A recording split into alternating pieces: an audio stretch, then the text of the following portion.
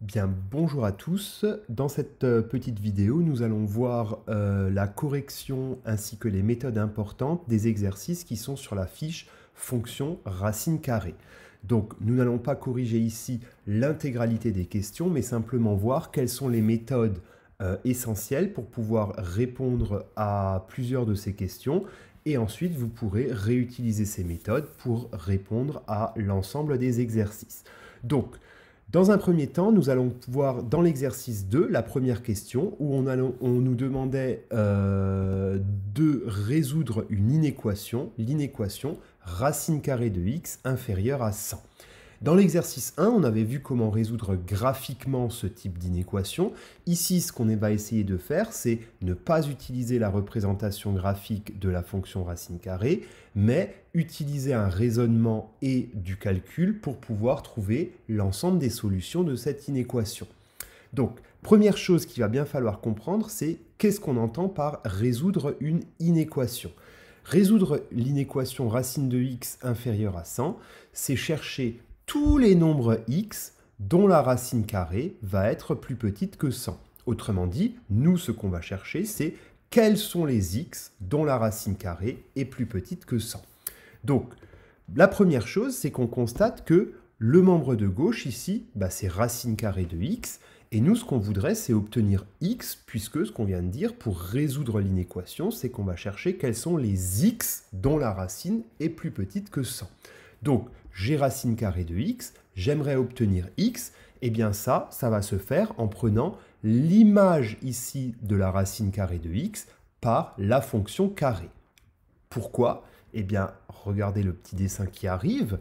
Si je prends la fonction qui met un nombre au carré, que je prends pour antécédent racine de x, eh bien l'image de racine de x par la fonction carrée, ce sera la racine carrée de x au carré, c'est-à-dire x. Et donc j'aurais bien transformé la racine de x en x. Donc, on vient ici de prendre l'image du membre de gauche par la fonction carré. Là, il faut se rappeler d'une règle importante que vous avez vue au collège quand vous avez résolu des équations. Quand vous avez résolu des équations au collège, on vous a expliqué que toute opération que je fais sur le membre de gauche, il faut faire exactement la même chose sur le membre de droite pour que l'égalité reste vraie. Et bien pour une inéquation, ça va être toujours valable, c'est-à-dire ici, j'ai pris l'image du membre de gauche par la fonction carré, donc je vais faire exactement la même chose pour le membre de droite, c'est-à-dire que je vais prendre l'image de 100 par la fonction carré, et ça, c'est égal à 10 000. Donc du coup, nous allons ici pouvoir transformer notre inéquation. Comment?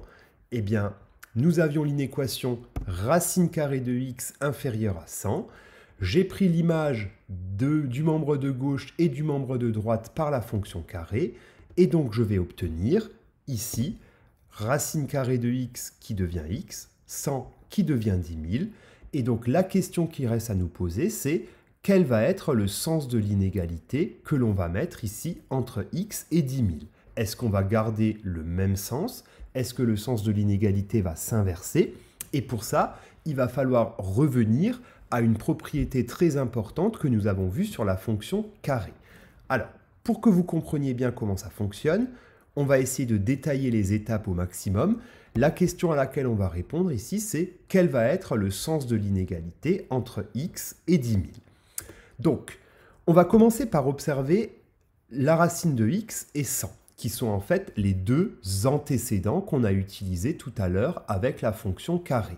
Donc, dans notre inéquation, nous avons racine carrée de x inférieure à 100. Autrement dit, si je regarde racine de x puis 100, puisque la racine de x est plus petite que 100, ça veut dire que si je lis dans cet ordre, les antécédents augmentent. Je passe de racine de x, qui est plus petit, à 100, qui est plus grand.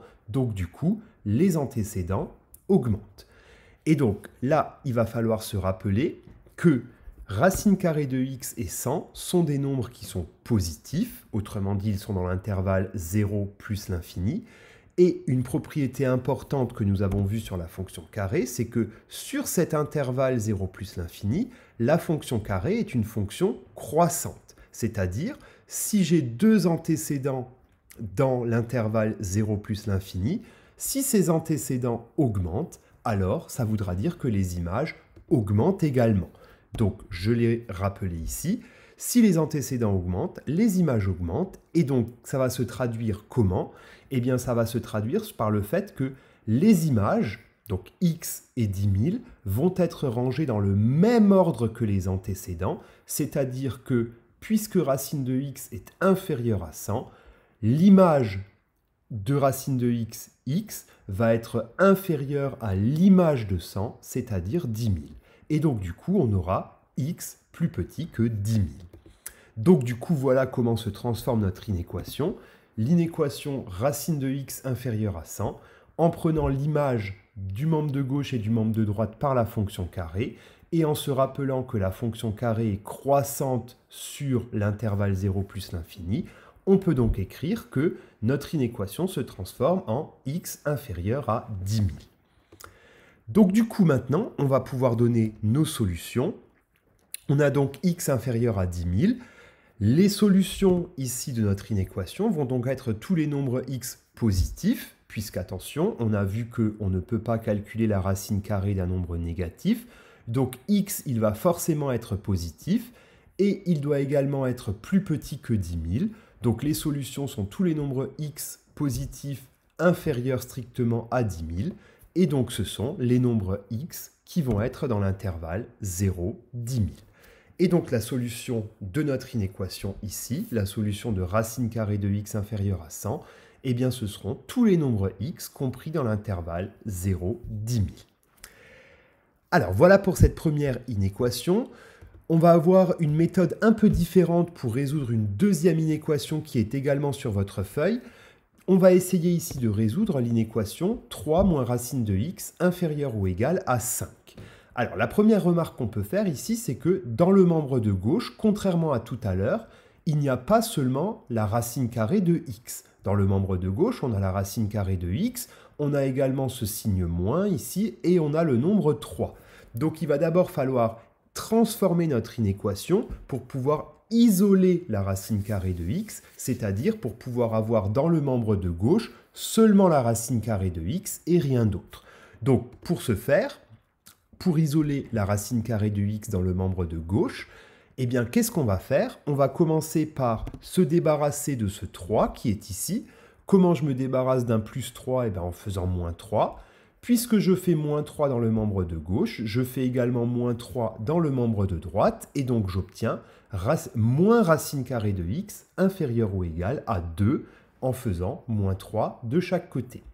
Donc là, on voit qu'on touche presque au but. Dans le membre de gauche, on a presque la racine carrée. Il reste ce signe moins là devant. Pour pouvoir le supprimer, eh bien, qu'est-ce qu'on va faire? On va multiplier le membre de gauche par moins 1. Puisque si je fais moins racine de x fois moins 1, j'obtiens bien la racine carrée de x. Je fais pareil dans le membre de droite, 2 fois moins 1, on obtient moins 2. Par contre là, il faut faire attention, comme on a multiplié le membre de gauche et de droite par un nombre négatif, eh bien le sens de l'inégalité change. Donc du coup, qu'est-ce que ça signifie? Ça signifie que résoudre l'inéquation 3 moins racine de x inférieure ou égale à 5, eh bien, ça revient à résoudre l'inéquation racine carrée de x supérieure ou égale à moins 2. Alors là, pour résoudre racine de x supérieure ou égale à moins 2, on va, avant de se jeter sur le calcul, réfléchir un petit peu parce que les solutions, elles vont être plus simples à trouver qu'on ne le pense. Je sais quoi? Je sais que pour tout nombre réel positif, la racine carrée de x est forcément un nombre positif. Autrement dit, quand je calcule la racine de n'importe quel nombre x, eh bien le résultat sera toujours positif. Autrement dit, puisque pour n'importe quel nombre réel positif, racine de x sera positif, ça veut dire que racine de x sera supérieure à 0. Et si un nombre est supérieur à 0, eh bien, il sera forcément aussi supérieur à moins 2. Qu'est-ce que ça veut dire? Eh bien, ça veut dire que je vais pouvoir remplacer x ici par n'importe quel nombre réel positif. Le résultat de la racine carrée de ce nombre sera toujours supérieur à moins 2. Et donc, du coup, eh bien, notre ensemble des solutions, ce sera l'intervalle 0 plus l'infini, c'est-à-dire tous les nombres réels positifs, puisque on vient d'expliquer ici que en remplaçant x par n'importe quel nombre réel positif, le résultat de la racine carrée de x sera toujours positif, donc plus grand que 0, et donc aussi supérieur à moins 2. Voilà donc pour cette deuxième méthode. Je vais maintenant passer à l'exercice 3. L'exercice 3 où en fait on vous donnait les trois mesures des côtés d'un triangle ABC. Et la question était, ce triangle est-il un triangle rectangle? Alors pour vérifier qu'un triangle est rectangle, vous l'avez déjà fait au collège plusieurs fois, on va voir est-ce que l'égalité de Pythagore est vérifiée dans ce triangle ou non. Donc en fait on va devoir calculer AB au carré, AC au carré et BC au carré. Alors, la difficulté ici, c'est que AB au carré, eh bien, il va falloir mettre au carré racine de 5 moins racine de 3. Et pour ça, il va falloir se rappeler de plusieurs propriétés. En particulier, il va falloir se rappeler de nos identités remarquables qu'on a rappelées au début de l'année. Donc, je les ai remises ici. A moins B le tout au carré, qui est égal à A carré plus B carré moins 2 fois A fois B. A plus B le tout au carré, qui est égal à A carré plus B carré plus 2AB. Et aussi une propriété importante qui nous dit que AB le tout au carré, eh bien c'est égal à A au carré fois B au carré. Donc, avec ces trois égalités, nous allons pouvoir calculer les carrés des côtés et voir si l'égalité de Pythagore est vérifiée ou pas pour ce triangle ABC. Donc, la première chose que je vais calculer, c'est AB au carré, donc racine de 5 moins racine de 3 au carré. Je vois que je suis dans le cadre de la deuxième identité remarquable qui est ici, A moins B le tout au carré. Je vais donc pouvoir développer de la façon suivante. Je vais avoir A au carré, donc racine de 5 au carré, plus B au carré, racine de 3 au carré, moins 2 fois A fois B, c'est-à-dire 2 fois racine de 5 fois racine de 3. Donc, je termine ce calcul. Donc, j'ai racine de 5 au carré qui vaut 5, racine de 3 au carré qui vaut 3, et 2 fois racine de 5 fois racine de 3 qui est égal à 2 racines de 15. Et donc, finalement, bien, la longueur AB multipliée par AB, donc AB au carré, vaut 8 moins 2 racines de 15. Je vais faire exactement pareil pour la longueur AC. Je vais l'élever au carré. Donc, je vais devoir calculer 5 plus 2 racines de 3, le tout au carré. J'utilise pour ça la première identité remarquable qui est ici, puisque j'ai A plus B, le tout au carré. Le résultat va donc nous faire racine de 5 au carré, plus 2 racines de 3 au carré. Là, j'ai fait A carré plus B carré, plus 2 fois A fois B, c'est-à-dire 2 fois racine de 5 fois 2 racine de 3. Là, pareil, on va simplifier cette expression. On va obtenir racine de 5 au carré, ben, ça fait 5. 2 racines de 3 au carré, ben, ça va faire 2 au carré, 4, multiplié par racine de 3 au carré, 3. Et ensuite, je dois effectuer le produit 2 fois racine de 5 fois 2 fois racine de 3. 2 fois 2, ben, ça fait 4. Et racine de 5 fois racine de 3, ça fait racine de 15. Et donc, en simplifiant tout ça, on obtient 17 plus 4 racines de 15. Il me reste à calculer BC au carré, c'est-à-dire ici 5 racines de 5 au carré. Donc, j'utilise pour ça la troisième propriété qui est ici. Je vais donc avoir 5 au carré qui font 25, racine de 5 au carré qui fait 5, et donc 25 fois 5 qui est égal à 125. Voilà, donc maintenant on possède AB au carré, AC au carré, BC au carré. Il nous reste à remarquer que des trois côtés du triangle, eh bien, ce sera BC le plus grand côté. Donc, je vais calculer la somme des deux autres côtés au carré. Donc, nous allons avoir AB carré plus AC carré. Je vais donc additionner ces deux valeurs qui sont ici. 8 moins 2 racines de 15, plus 17, plus 4 racines de 15. Donc, en effectuant les additions, on va obtenir 8 plus 17, 25. Moins 2 racines de 15 plus 4 racines de 15, eh bien, ça va nous faire 2 racines carrées de 15. Donc, le résultat de A carré plus B, de AB carré plus AC carré, ça nous fait 25 plus 2 racines de 15. Et de façon évidente, ce n'est pas égal à BC carré, puisque BC carré, on avait vu tout à l'heure qu'il était égal à 125. Donc en conclusion de tout ça, on va pouvoir dire que dans ce triangle ABC, l'égalité de Pythagore n'est pas vérifiée, puisque AB carré plus AC carré n'est pas égal à BC carré. Et donc conclusion, le triangle ABC n'est pas un triangle rectangle.